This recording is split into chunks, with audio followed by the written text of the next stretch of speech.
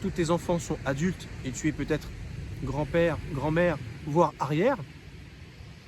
Et quand tu regardes la personne avec qui tu as fait toutes ces choses, tu te dis ah quand même, hein, le temps est passé vite.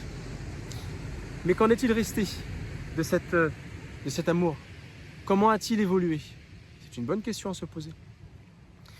Comment faire pour ne pas laisser s'effriter notre amour à cause des vicissitudes de la vie? Surtout si tu vis avec un pervers narcissique ou que tu commences à t'en rendre compte. Sachant que souvent, on ne s'en rend pas compte sur le coup. Souvent, il y a des années qui se sont passées. Ça a été le masque bien porté pendant plein d'années et tu tombes des nues 20 ans, 30 ans, 40 ans même quelquefois après en te disant mais j'étais marié avec ce genre de personnage. Eh ben oui. Et à ce moment-là, tu te poseras la question, qu'est-ce que je fais? Qu'est-ce que je fais? Alors, voilà ce que n'est pas l'amour.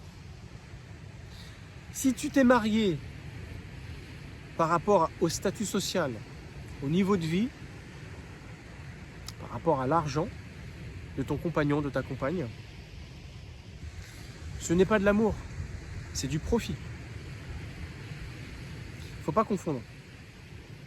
Si tu t'es marié au début par rapport à l'intelligence de ta compagne, de ton compagnon, ce n'est pas non plus de l'amour, mais c'est de l'admiration. Si jamais tu t'es marié au tout début parce que son physique t'a tapé à l'œil et tu te dis waouh, une femme comme ça, wouh, un homme comme ça, wouh, ce n'est pas non plus de l'amour, c'est de l'attirance. Si tu t'es marié par rapport à un point de vue très précis sur tes pratiques sexuelles, sur tes besoins sexuels, parce que vous vous accordez sur pratiquer ça de telle façon, chacun est libre hein, dans son couple. Là c'est pareil, ce n'est pas de l'amour, c'est du désir. Il ne faut pas réduire l'amour à tout ce qui s'y rapporte.